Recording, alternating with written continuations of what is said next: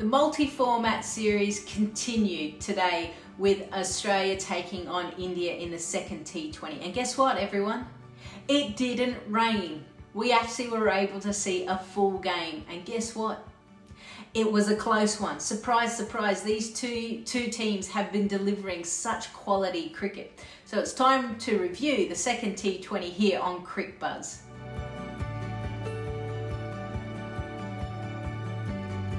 Well, Australia won the toss again and set India into bat, and things didn't go well for them. They lost their two openers and they kept losing regular wickets. And unfortunately for India, they were only able to post 118 runs for 9 wickets. Pujavrika was the standout, and I'll talk more about her performance a little bit later on. As for the Australians, well, the wickets were shared, with Taylor Vlamic picking up 2, Sophie Molyneux 2 as well, and then shared amongst the rest. At the innings break, Australia would have been feeling very comfortable in chasing down that total. But India, they've shown us a bit of ticker, a bit of heart, a bit of ability to really fight hard, and they did exactly that. And they pushed Australia right to the end.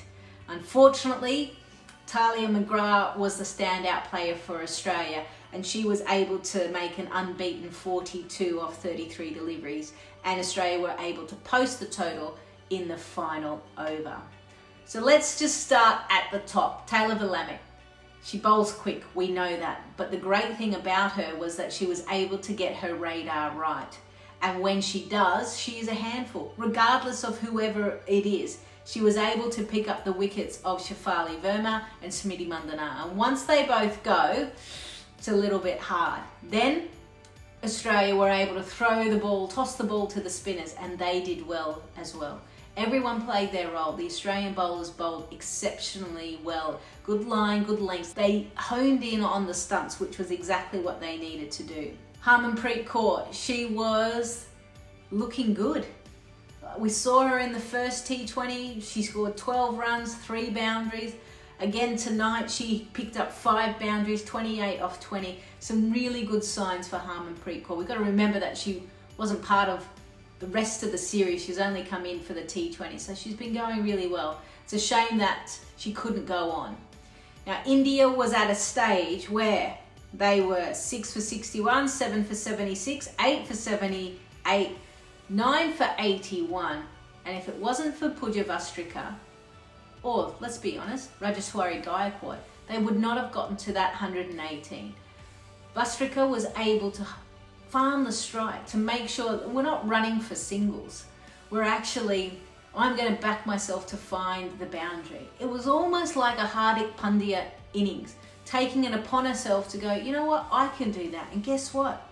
She managed to hit 3 boundaries and 2 sixes, and just took a little of the momentum away from the Australians and put it back into the Indian camp. So India came out a little bit buoyant about the fact that they've got close to that 120 mark. If they pick up wickets early, they can put some pressure on the Australian side. Shikha Pandey did exactly that. Another player we haven't seen at all throughout this series. No doubt she would have been sitting on the sideline thinking, hey, I'm still here as well. But it just shows you now that India is getting some depth within their fast bowling unit. And that is a good sign moving forward.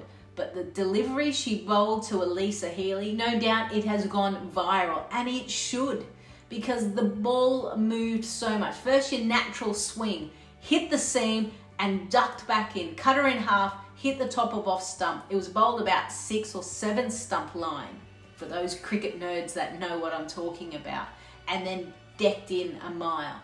Amazing delivery, and no doubt will go down as one of the greatest deliveries ever, men or women. Australia struggled a little bit.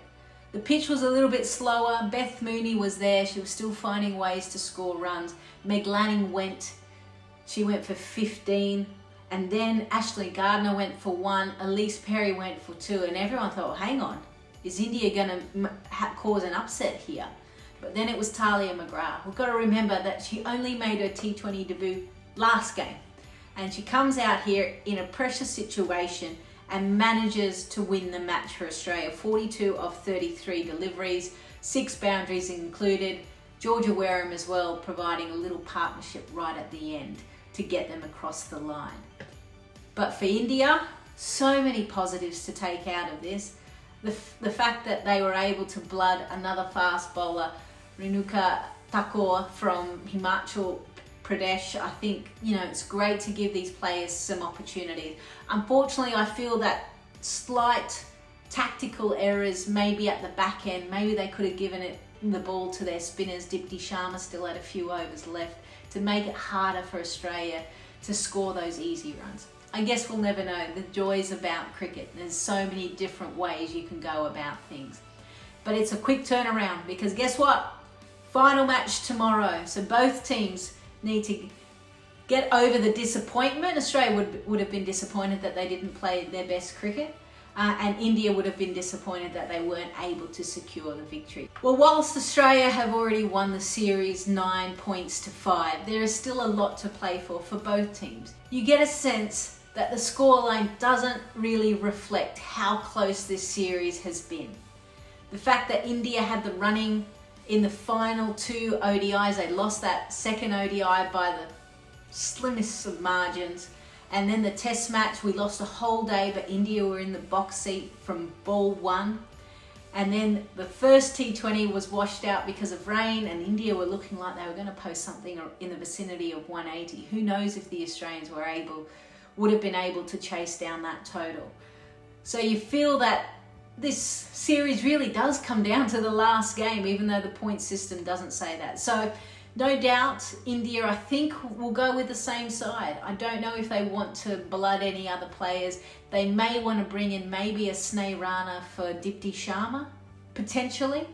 Maybe a Meghna Singh, but at the moment, why would you stop Pujavastrika, Shikha Pandey, bowl of the century? So you've got to keep her going. So I don't know if India will make many changes. And as for the Australians, they may make a few changes. They may bring a Maitland Brown in and give her the opportunity, or even maybe a Stella Campbell. It depends what they want to do. I do think it's a chance just to see a couple of other players that we may not have seen regularly because Australia have wrapped up the series. But one thing that I can tell you is we've been absolutely treated to some amazing cricket. When you look at the amount of stars that are in both of the teams and what they can do and how dynamic they can play, we have been very lucky to witness some wonderful innings, some wonderful spells of bowling, excellent catches. The fielding was so much better from both teams last game. They'll want to ensure that they bring that into the final encounter. And I am going to miss international cricket after this T20.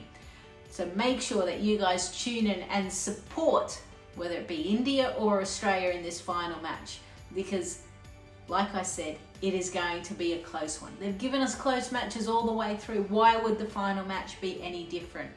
I'll see you at the end for the review of the whole series here on Cricbuzz.